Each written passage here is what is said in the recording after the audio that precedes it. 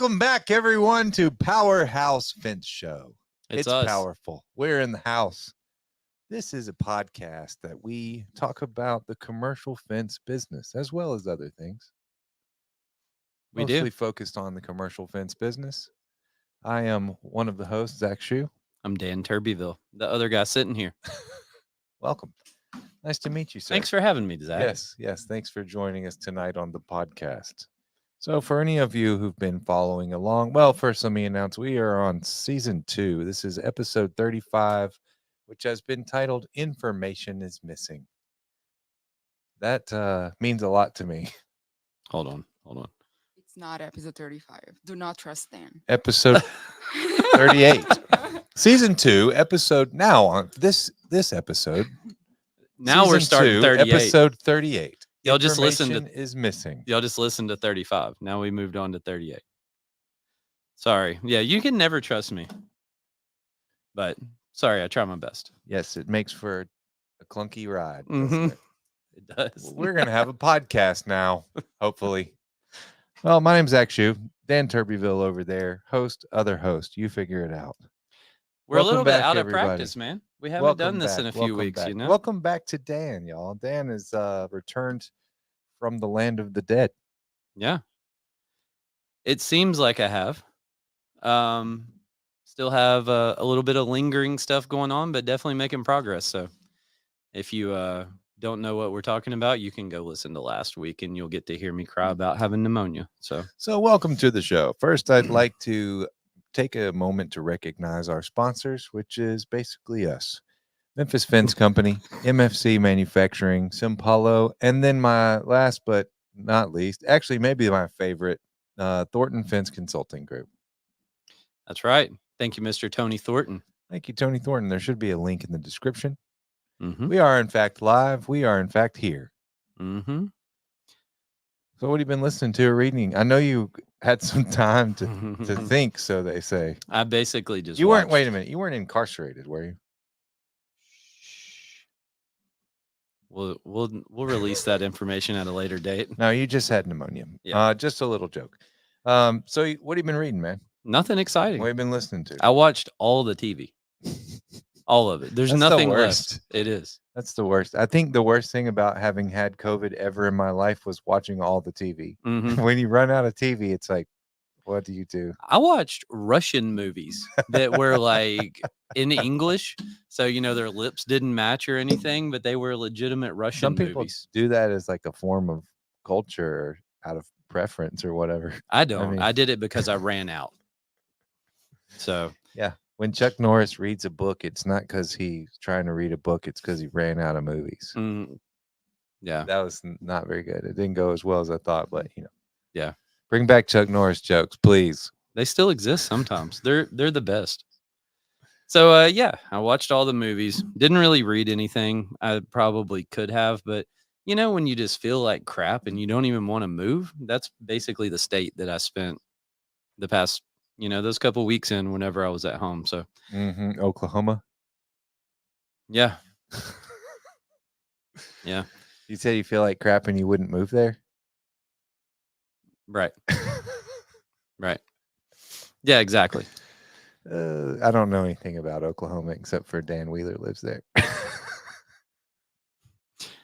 He doesn't live in Oklahoma, does he? No. Why do I think he lives there? I don't know. Well, whatever. Sorry, Dan Wheeler. Sorry, Oklahoma. We released Simpalo in Oklahoma City at FinStech, so I have indeed been there. But cool. The only thing cool that I saw was all their their signposts on the interstate that were made out of 30-inch pipe or something crazy. It was wild. That's really all I remember about it. I want you, listeners, right now. This is a message from Zach Shue, host of PowerHouse Fence Show.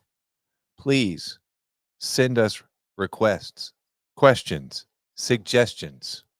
We are in dire need of new material. It is hard to come up with a topic every week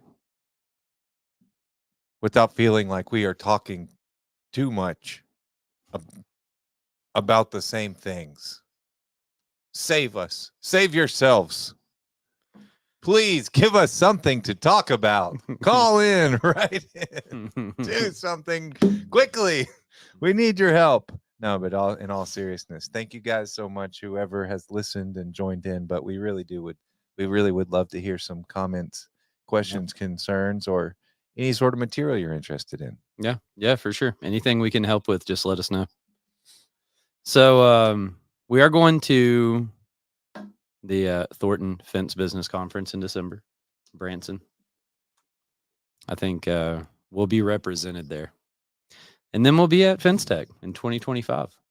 This Fence Business Conference is at the Hilton Promenade, Branson Landing, Branson, Missouri, December 2nd through the 4th. Mm-hmm. That's all I've got for you. I know check-in is on December 1st and checkout is on the 4th. Wow. Yeah, I did a little research like yesterday. Nice. Yeah, and there's like a list of 20 speakers that's floating around on social media right now. So very cool. Yeah, it's going to be a pretty impressive event. So be there. And FinTech 2025 is in Salt Lake City, Utah, in the month of January, March. I think it's February. I think it's a little bit later this year, but I don't really know. It's the end of February. There we go. That's what I said. We'll be there. That we can commit. Simpalo story of the week. I hear you and the Burn Man in there going back and forth on Simpalo. What y'all working up? I haven't really used it a lot lately. Yeah. To be honest, I guess what I've been quoting hasn't really required me to use it for whatever reason. That's sad. It is sad. It's actually that I've been doing less quoting too, I think. A lot of my focus has been on, it's not that I'm avoiding quoting things that I do have to quote. I just don't have that much to quote. Not as much to quote. Yep. It's it's a little tough out in the world right now. Luckily, we have a couple of big jobs, and I think I heard that another one just sold, so I'm moving along. Yeah. And that's good. But, again, I'm not using a lot of Simpalo. You got a Simpalo story of the week for us? Yeah, so I onboarded a guy today. And so this was a person that I've talked to several times. Yay. Thank you. Thank you, Dan, and onboarders. Yeah. So I've talked to him a few times, and we finally got everything sorted out and did his onboarding today. And so that's not an exciting story. Well, I mean, it is, but the exciting story was just how excited he was about it. So like, as we're going through the onboarding, like there was, I don't know, 6 or 8 or 10 moments where he's like, oh man, that's going to be so great. That's so awesome. And that's cool. That's ultimately the reason why Simpalo is available to you, because it is helpful, and like, I like to be helpful. Nice. So it's cool. What was he the most excited about? That's too complicated of a question. I don't remember. What feature? I just made that story up. No, actually, he was pretty excited because he showed me a job that they had just bid, and how he went through and put all the measurements on the plans using some other software. And he's like, oh man, this took me like 4 hours to do it. And then I didn't that's have what I've been doing wrong. I've been drawing everything in a PDF and not using Simpalo. Yeah. Oh, crud. Yeah, and then he so he went through and used his calculator and added up all of the dimensions of all the lines, and like built a little table and put all the quantities of everything on it and all. And I was like, oh yeah, you did all that. And at the end of the day, you still didn't have a material list. Right. And I was like, that's another thing I forgot. It's going to be cool when Simpalo just does that for you. And yeah, he was really excited about that. He was excited about like how you can clone gates and how you can, tweak all the specs and everything. I mean, he was just excited about the whole thing, man. It was cool. Cool. So yeah, that's neat. And then I think we talked about it a little bit last week, but when I was out with my pneumonia stuff, just being able to like hop into jobs and help bid and things like that from the house and that's not something that's just unique to Simpalo. It's just unique to like anything that's cloud-based. And so Simpalo is an example of that. But I mean, being able to hop in there and help Claiborne and help other people look at projects and get things bid and kind of keep the ball rolling while I was unable to be here is pretty neat. Right. So we were able to use basically with Simpalo and OneDrive, like I have my computer at home. So that's nice. Yeah. Yeah, it was cool. So that's all I got. That was 2 stories, man. Good. Fantastic. Now it's time for what used to be my favorite time. It's decreasingly becoming. That's a funny statement in itself. Not Decreasingly yours. becoming. Right. It's increasingly becoming my least. Now it's time for Tool Time with Dan the Toolman Turbyville.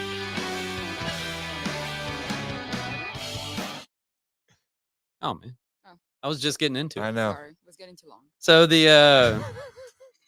this is one that's like particularly difficult to come up with something to talk about every week because we only use so many tools.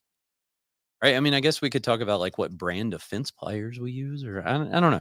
But anyways, so I remembered we talked about the US Hammer getting broken. I Right? sent it back. Yeah, and I don't It's think we fixed. ever followed up like with what happened after that. No, we said we'll follow up when it gets back here, and it got back, and I don't think We've been off for a few weeks or whatever, you know. So I know when it got here, the crews rejoiced. yeah. Woohoo! The hammer's back. So and it was back super quick. That was pretty impressive to me. It got back pretty quick. I think it took us like a week or whatever to figure out how to get it in a box and like actually ship it there. But once we overcame that hurdle, like it got there, it got fixed, and it came back and it showed up with a bunch of new parts on it, and it went right back to work. Yeah, I got the fitting we needed, or the The adapter, adapter for Maybe? the T-post. I think we just It's not a T-post. It's just a smaller round, Yeah. basically. It's not T-post shaped, but it looks like it'll do the job with less wiggle, which, as you know, Yeah. less room for error in there. Yeah. I don't. How much did that cost? I don't know. I know, Brian, if you're listening, I don't know. I We'd don't know like what to the know. deal is with that still. We got our driver back and it went back to work. And I mean, I guess we're sorting the money out later. I don't know. But it was we were impressed enough that I told him I wanted another one. and then he said, "Do you want another one?" And nothing. You ghosted him because you had pneumonia. Yeah. No, it's in the works, man. Sorry. It's in the works. I know. I'm just kidding. So All right. Yeah. Great turnaround. Great service. I mean, honestly, I emailed him. He responded, and the same day they sent me the return label, and then ultimately the delay was all on us. yeah, right. They So, fixed it and shipped it back to us faster than we could figure out how to package it and ship it there. right. So that's cool. But yeah, I don't know. That's what I got. Okay. Now on to the next segment. Fantastic. This is, in fact, my favorite portion of the show. As we know, it is all of yours as well. The Italian word of the week with Ilaria Pisoni. You know- Welcome, Ilaria. Oh, thank you. Thanks for Welcome. joining us. Of course. Does it always make that sound when you come into the room? Yeah. I heard it make like a terrifying sound once. Mhm. actually. Most of the time, right? Most of the time. Most of the time. Well, what okay, this isn't fair. It's a two-parter. It's Yeah, two it is. words. Okay. It's a phrase actually this time. Okay, so here nobody says big mess.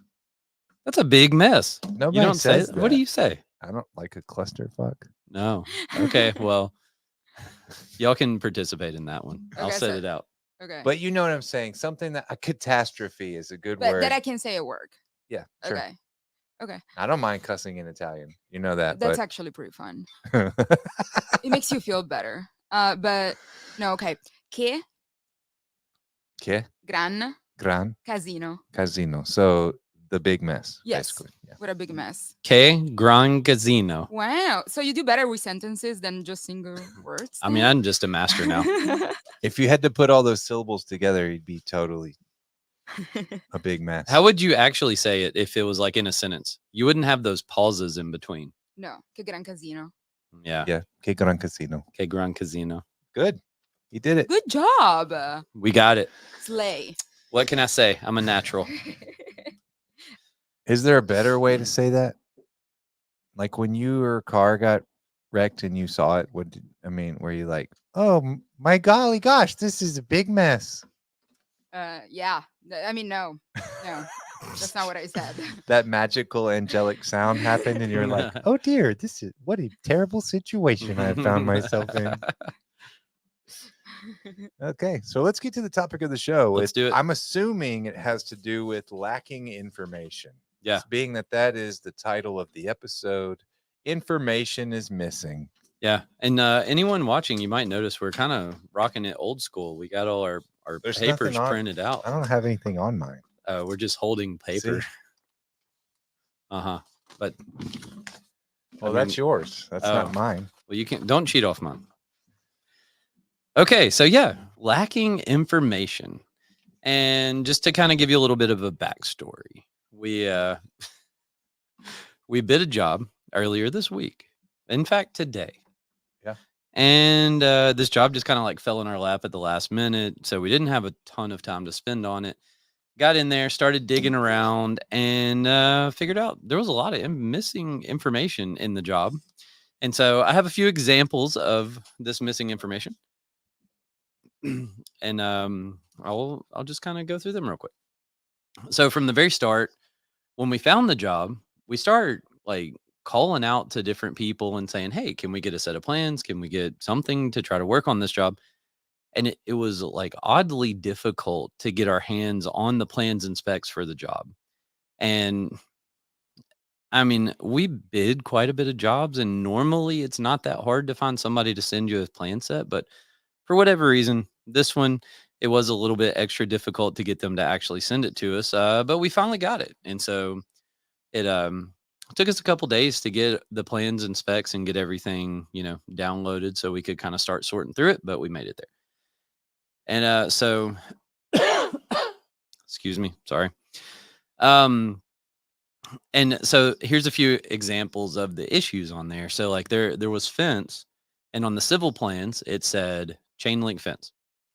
And then that was the only note, the only information on there. And then on the gate it had another note, and it said something like vehicle double gate or something, and it said reference landscape drawings.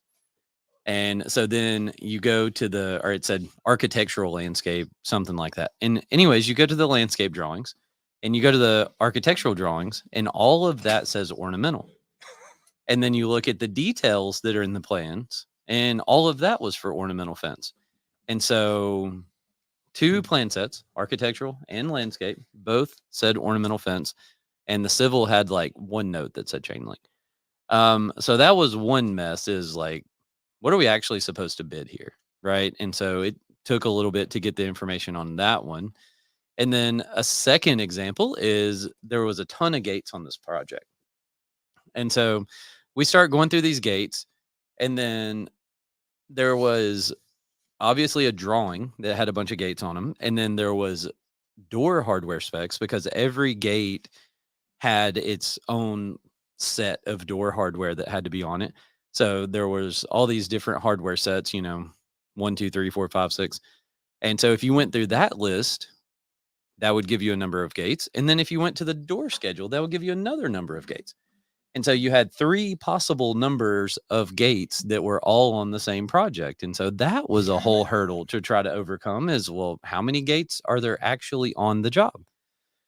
And then, another example, there was like a couple of random little vague notes under some bleachers, and it just had like an arrow, and it said chain link with windscreen.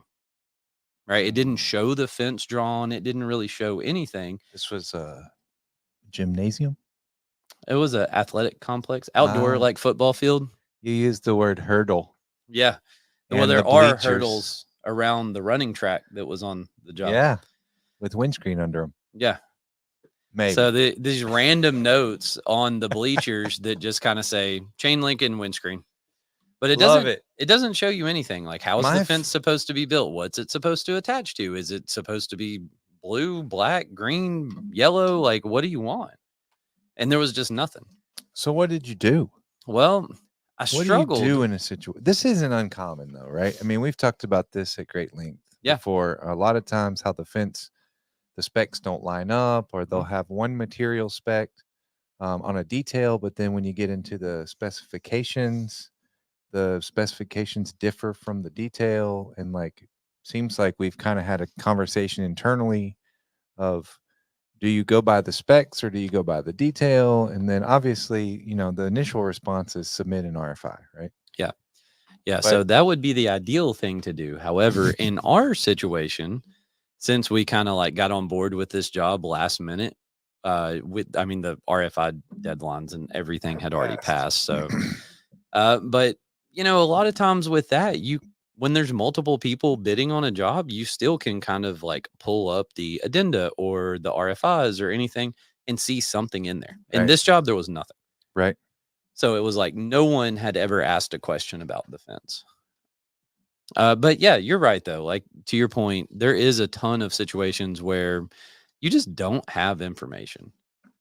And so we were working on a job, Claiborne and I were working on a job today. And I was like, oh, we need to ask these people the question about this gate, right? Because the way that it's drawn is going to make it extremely expensive. And we want to make sure that that's actually what they want. And I think the gate said that it needed to be like a emergency exit or access gate or something like that. Like it wasn't even a gate that they were going to use regularly. And it was drawn as an 80-foot double slide gate. So that Wow. means, and it was 8 foot tall. 2 of the most expensive gates on earth. Right. So aluminum, save for right? a vertical lift gate. So this definitely would have been a situation where we would have gone to an aluminum gate, Right. just because it was, 2 So- 40-foot long gate openings. Sometimes I think we've done this. Hmm? Is extend a value engineered option without even asking. Yep. It Yep. just says the crazy thing on your plan set says this. Mm-hmm. See below the value engineered option, which is this. Mm-hmm. What we suggest as fence professionals or whatever. Right. Yeah, for sure. And I always write that, and I write signed by the Daniel Webster Turbyville Jr. or the third. Sorry. neither of those are Oh, correct. Whatever. So obviously I don't do that, but I like to pretend. Yeah, whenever I make any sort of,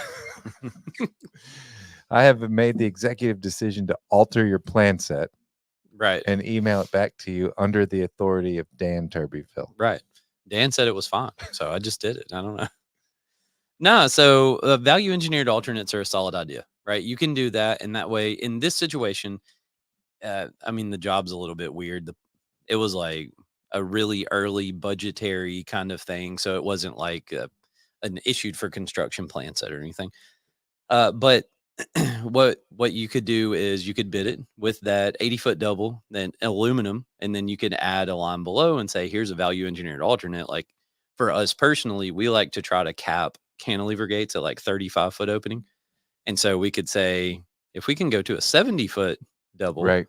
then we can save you $418,000 or, whatever that number is. Obviously drastic, but aluminum gates are expensive. So, yeah, that's definitely an idea. So in this situation, we just made the choice that we're just going to make it a 70-foot double. And that's just how we bid it. Good. And because we know the general contractor that's working on the job, and we've bid enough work to them and tried to ask them enough questions, and we realized that we never get answers from Now them. you just do your best to figure out what you think that's going to work and just bid it. Yep. Because I think, you get into the prospect of bidding yourself out of the job by adding fluff for the unknown if you try to meet that, whatever you think the unknown expectation is. Yep. And so on this job, I just told Claiborne, I said, look, write it up, put on the proposal. It's a 70-foot opening is what we're bidding. And then put on there that like when you measured the drawings, you got 80, but Right. an 80-foot would be significantly more expensive. Right. And if you saw the drawings, it would make a little more sense. It was almost like a screenshot of Google Earth, and it had like some drawings overlaid on top of That's it. pretty common for them. And it was just like a little bitty area of the drawing that had the fence. So it wasn't really well detailed. It didn't call out an 80-foot opening or anything. It was just like when we scaled it, that was as best as we could come up with. Yeah, But it's not uncommon to get a plan that is just a Google Earth with that's been had some lines drawn on it in Adobe. Yeah. From that company. Yeah.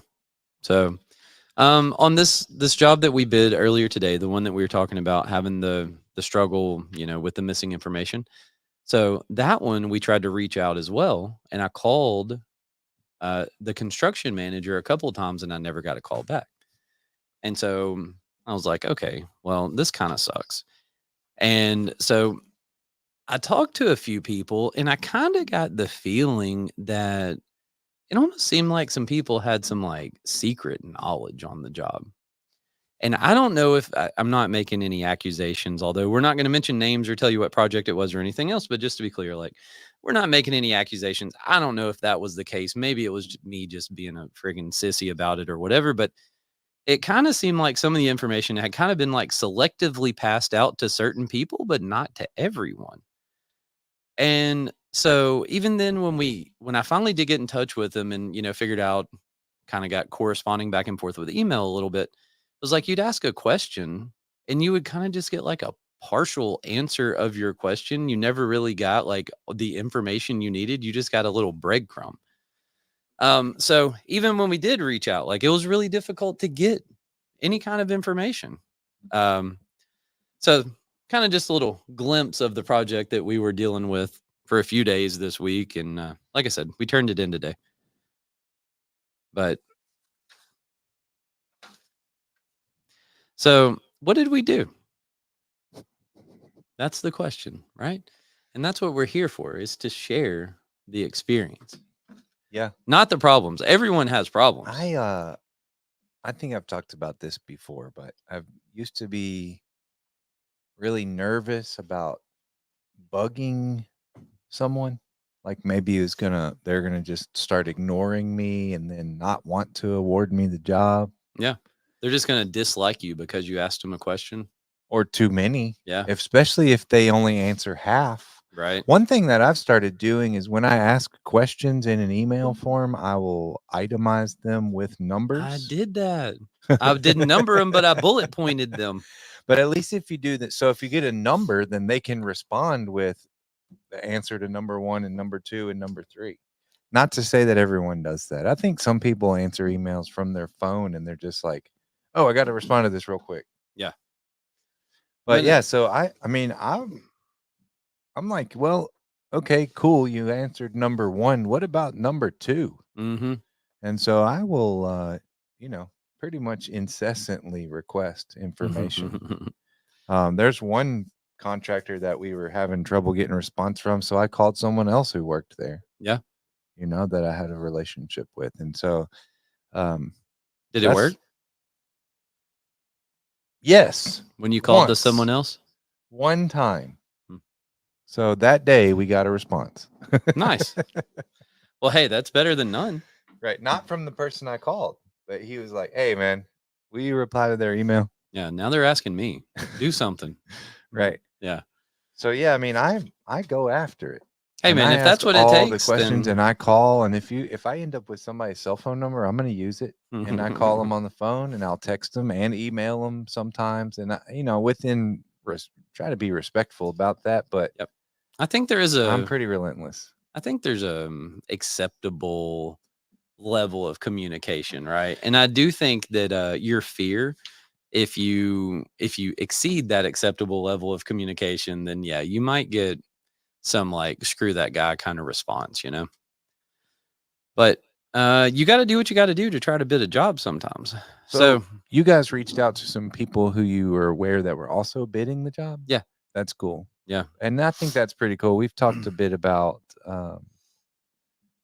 that unity within the business and not, I mean, because, I think there was a time, at least I would have thought, that's the competition. Don't answer their phone call. Oh, yeah. Don't share any information with them about this job, And that still exists some today. But I feel like we have some pretty good working relationships with other people in the business that we would talk about. Oh, yeah, I didn't get that information either. Or here's a piece that I got that you didn't, or whatever. So that's kind of what led into my whole idea that it seems like some people are getting bits of information, but not everyone is.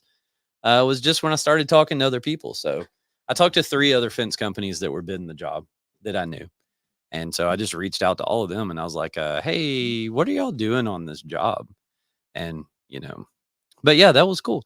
So first what I did though, before I even did that, was I sent the construction manager an email and I just called him out, kind of. And I was like, hey, Bob, not really Bob, but hey, Bob, kind of seems like you may have given some information to some people, but not given Hey. the information to everyone. I wish you would have called him not really Bob. Hey, not really Bob. Excuse me, not really Bob? Yeah. So, not really, Bob. Do you think it might be possible that you would release that same information to all of the fence companies so we could all bid the same job? And so that was my initial email that I sent, not really, Bob. And that was how I got a response. And so it was interesting because I talked to someone else who was bidding the job, and I was like, "Oh yeah, not really, Bob emailed me back today." And they're like, "Well, not really, Bob hadn't emailed me one time, and I've emailed him 4 times." And I was like, "Oh, well, maybe all you gotta do is like hint that there's some kind of shady stuff going on, and maybe they'll reply." I don't know. I mean, my email wasn't ugly or anything like that, but Right. I kind of did like throw some of that stuff in there, and I was like, "You think maybe you could help us out, man?" And so not really, Bob did respond, and I was able to get some information. But yeah, and then I kind of started talking, like you said, I started talking to other people that had bid the job, and of course, we didn't talk about like prices or material cost or anything to do with like money. But we did talk about the scope of work, and that was my big question: is kind of like, how many gates do y'all see on here, and what type of fence are you putting there, and then so I even went a step further, and as not really Bob was feeding me this bits of information, I was sharing it with people, and I was like, hey, I'd call them up, just want to make sure that you knew that this is what we're supposed to do in this area, and this is what not really Bob told me.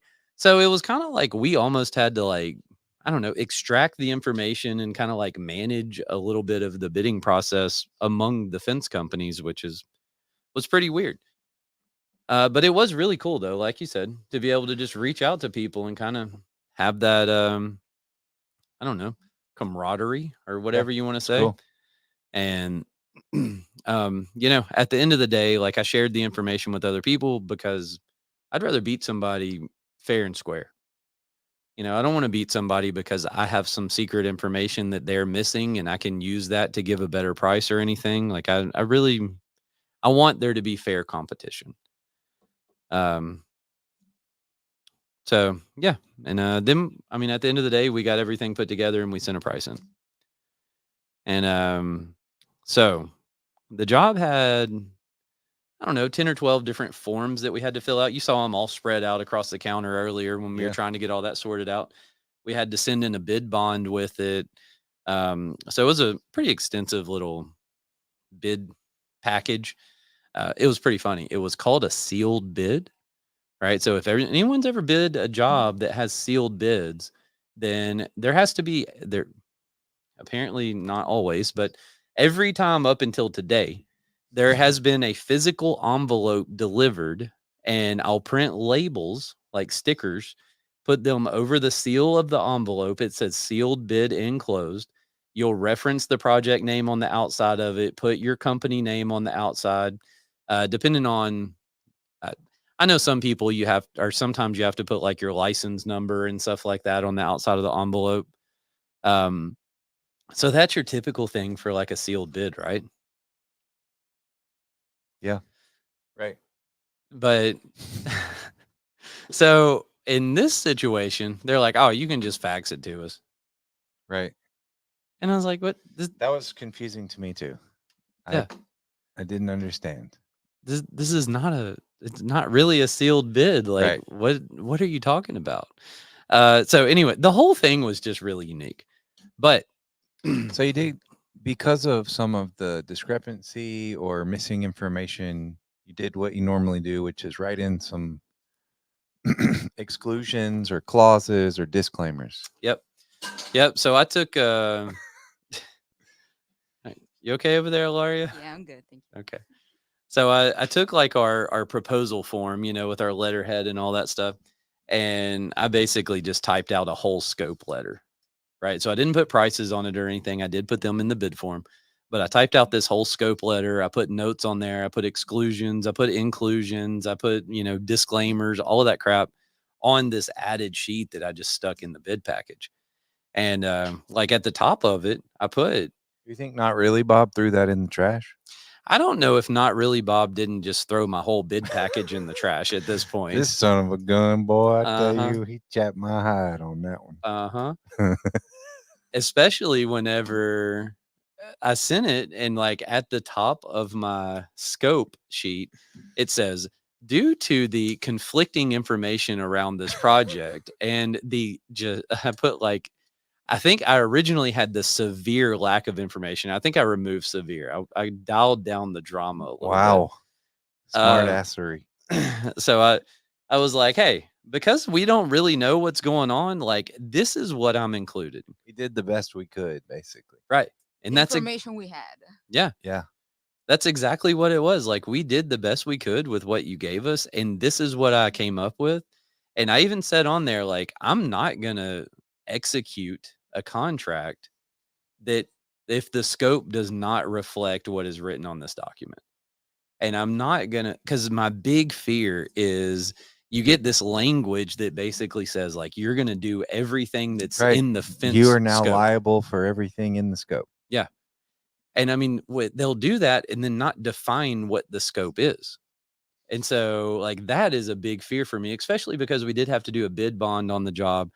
And like, I don't want to default on a bid bond, right? That gets messy. So, but yeah, I mean, so I just went through and I spelled everything out, put whatever disclaimers and put whatever information like that I felt was necessary to make me comfortable giving them a price. Right. And so I think that word comfortable is important, right? And I think, we can talk about how it's okay to be uncomfortable doing stuff and all of that. But in this situation, I wanted to be comfortable with what I was giving them. And so I just put whatever language in there made me feel comfortable. Or you could have added like 20%. Right. So there's two ways you can go about that, right? Right. And I mean, that's a real thing too. When when these people have like a construction manager or a design team or whatever it is involved, and they don't provide a complete picture of what we're doing, what do you think we're going to do? We're just throwing more money at it. Because we're like, oh man, well, it doesn't really say what you want, but you could want those high dollar epoxy anchors on all of this stuff. And I might have to spend 40 grand to buy Right. these anchors. Self-closing hinges, panic hardware with push to exit buttons on everything or whatever. Yeah. Yeah. All of this kind of crazy stuff. And so that's the kind of things that start going through your mind is just like, well, what if, and you start focusing on the what if more because that's all you have to work with. You don't really have something in front of you to work with. Some fence. Yeah. So yeah, like I said, I got to a place I was pretty confident in the scope of work, wrote up my letter, put it in there, and then just sent it on. And I don't know what happened. I asked them if they were going to release bid results and they never replied to me. So they're like, what bid? What are you talking about? Right. So you've got a note on here, and I've read this to myself a few times. I'm actually need a little clarification on what you mean by I don't do that. Oh, that's the way you drew it. Okay. I don't know why you talk like that. That was you. Oh man, that's just how you drew it, boy. That's what I did. No, it's more like this. Oh, that's the way you drew it. So oh, that's the way you drew it. Yeah. So I have a tendency of being maybe even a little too thorough on some projects, right? Okay. But I think it's important when you're going to bid a job that you have an idea of how you're actually going to do the job and what all's going to be involved in the job, right?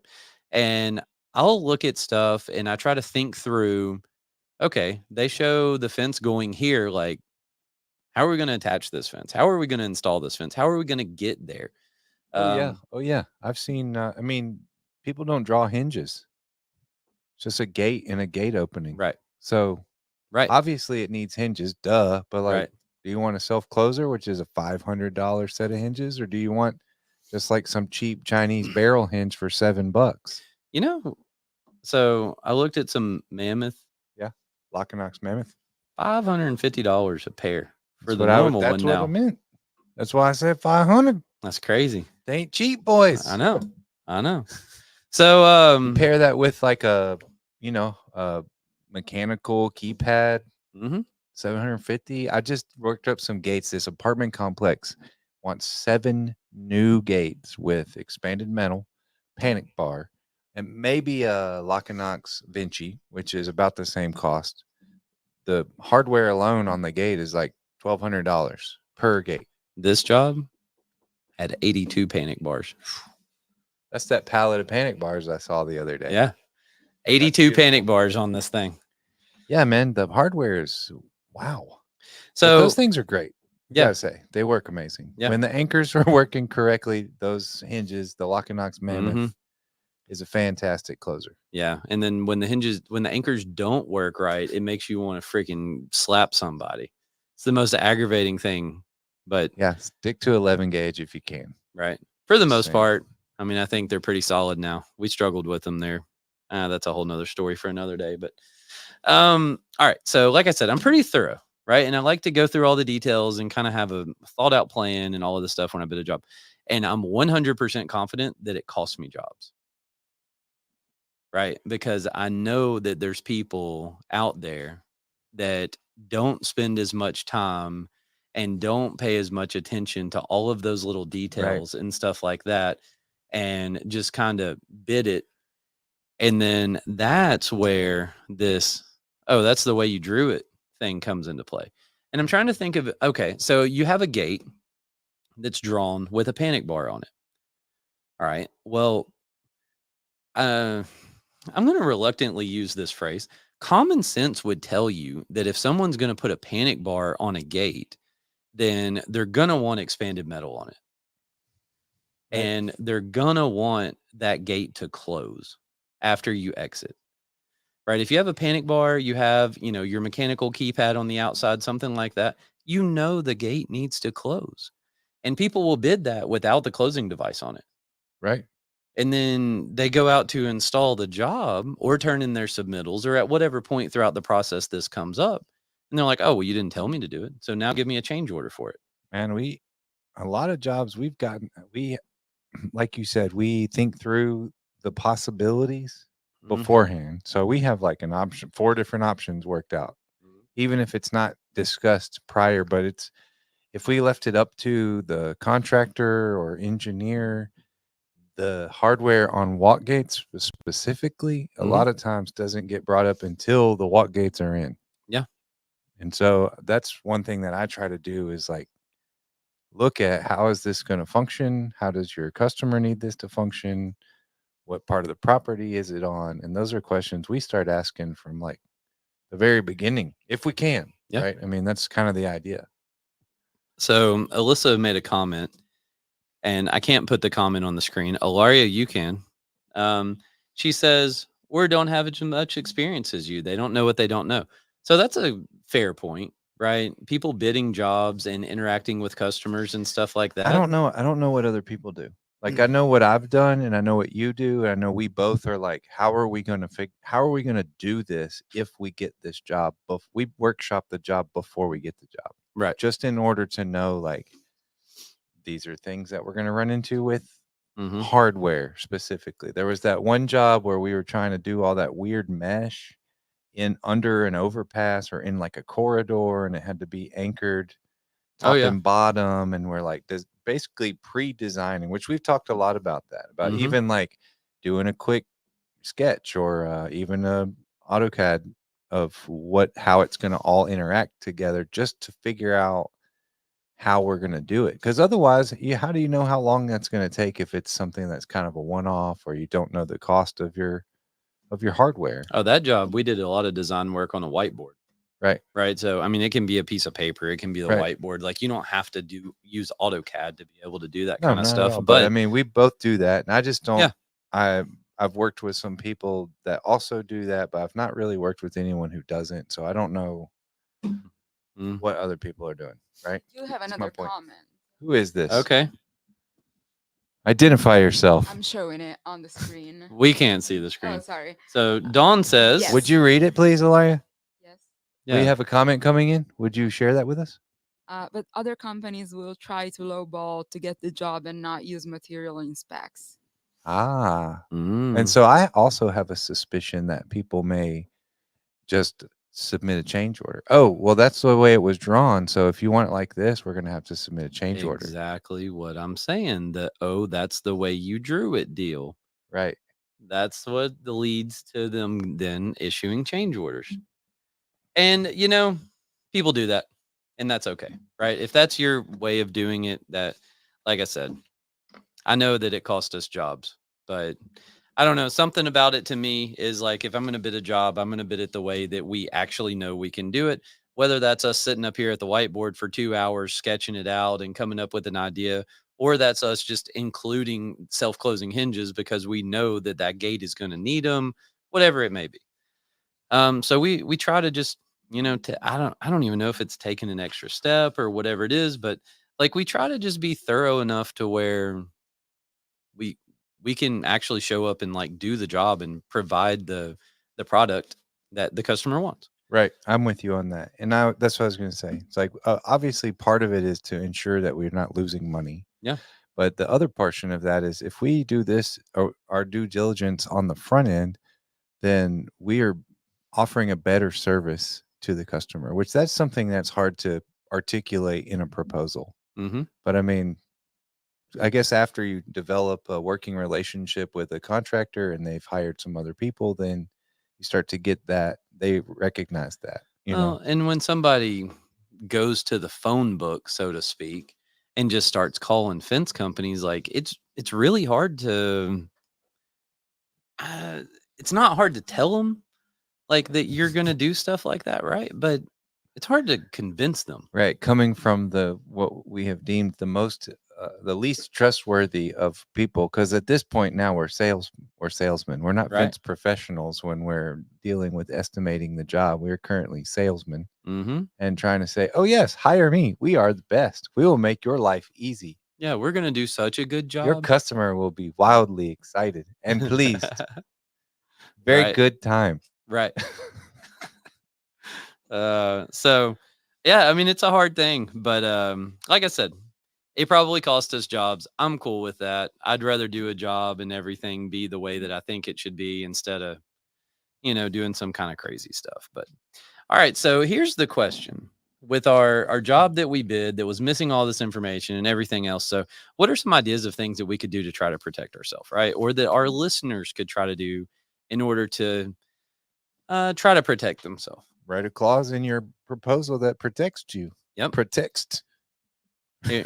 So here's my answer. Get creative and come up with something you think will work. Tune in next week. Nah. That's right. We'll let you know how it goes. Yeah. Yeah. So I mean, sometimes you got to be a little bit creative, right? And so like me just adding that sheet in there and putting some clauses and things like that. Like, I mean, that was just a way that I could do it in this specific situation. Doesn't mean it's going to work for everything. How many times have you ever been a job where you would put like screenshots of the layout that you did in Simpalo or off of Google Earth or something like that and included it just to be like, here is the fence that we're proposing. Yeah, a lot. Right. And so that's kind of a similar thing, right? That's just you putting something in place to make, and I don't even know it's not only protecting yourself, right? It's also managing the expectations of the customers. Correct.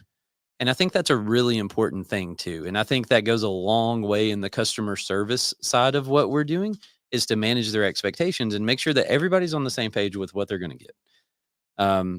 So yeah, I mean, there's multiple different scenarios of things that you could do to try to protect yourself and to try to Kids.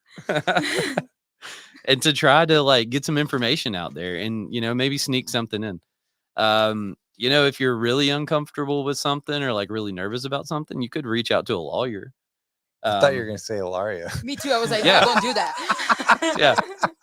Reach out to Ilaria and she'll. We're going to start putting your personal phone number up there. If you really just call in, if you're feeling really uncomfortable about anything, she'll give you a letter written in Italian. Yes. Right. That would kind of be fun. You're going to send each proposal with an accompanying proposal in Italian? No, I I should have drafted my letter with all my remarks and stuff and had her translate it to Italian and put it in there. Next time. Missed that one. Latin. Latin. Yeah. Ilaria, you know Latin too? I did 2 years. I know very little. Mm. I could maybe just like use the internet and technology. But Yeah. anyways, for real, like you could reach out to a lawyer if you wanted. I mean, it's probably going to cost you some money, but depending on the size of the job, like it might be worth it. And then, maybe call some other fence professionals if you just want to bounce some ideas off of somebody. Most of the time, people are willing to listen and to talk to you and stuff like that. Yeah. I had someone at a trade show ask, we had mentioned our contract, and someone's like, would you be willing to let me look at the contract you guys have? Yeah. I won't use that one, but I just like to see it, Yeah. So. Yep. And I mean, our contract that we use is pretty simple, but it has indeed been reviewed by an attorney. So I send 2 now. Do you? Not a duplicate, but I 2 do. separate contracts. I send 2. So the proposal has some terms in it, Mm-hmm. but then I also send the contract. Mm-hmm. Yeah. So, yeah, we talked about this a little bit earlier, but like what made me pretty nervous about this thing with the missing information and like what are we doing and all that kind of stuff is just knowing that if we get a contract, there's a pretty good chance that it's going to say we're responsible for the entire scope of work. So I would say a big thing. This is important. Everybody listen up. Ilaria, you listening? Yes, sir. Okay. So if you're uncomfortable about bidding a job, you normally don't have to bid that job. There are scenarios where you can run with certain circles of contractors and things like that, and you have to bid the job. I've experienced that. But normally, you don't have to bid the job. And if you don't, nobody's going to hate you because you didn't give them a price on that job. So, you can take a pass on it and everything's probably going to be just fine. And you might be thinking like, oh, well, things are slow. Like I need to sell a job. I got to do this. We need some work. I mean, this job that we bid, the completion date is 2 years from now. So like, that's not going to solve my problem of needing work right now, regardless. And if it was something that I didn't feel like we could do and be profitable and provide the level of, service and everything to the customer, then I would have just walked away from it. So yeah, like I said, you might be slow. It might be a really big, exciting job or something like that, but you still have to choose to bid or not to bid. That's the question. In fact, it is. I was going to say it. So you got a choice, right? You can always just not bid it. I mean, if it makes you too uncomfortable, but I would say one big thing that would have helped us in this situation would have been had we been able to look at the job sooner. We would have had more time to kind of go back and forth with the construction manager and all that and get some stuff sorted out. But because it fell into our lap at the last minute and we were trying to cram to get it done, and we didn't even know the questions to ask until like a couple days before bid time and all of that. That part of this whole situation is on us. Everything that I've said previously, it still stands with like the lack of information and kind of weird situation. But if we had some more time, like I got responses to an email this morning that changed the scope of the job that I had to have turned in at noon today. And so like we really were kind of, down to the wire on that one. But yeah, so we've talked a couple times about adding some additional language, adding additional pieces of paper in there that'll protect you and things like that. And then even when it comes all the way down to getting the contract, like you still can negotiate the language that's in the contract at that point. You can maybe ask for your scope to be a little more clarified, a little clearer.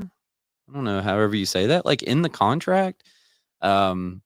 You can always redline contracts and edit them and mark them up and send them. We've talked several times in the past few episodes about the situation with the insurance, the primary non-contributory and all that kind of stuff. Right.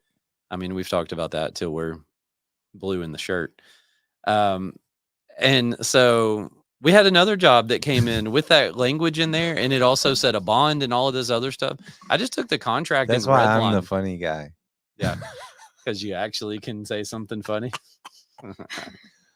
Ilaria recoiled with fear. But anyways, so like I took this thing, I redlined all the primary non-contributory stuff. I redlined all of the bond information out of it. I initialed it all and sent it to them, and they signed it.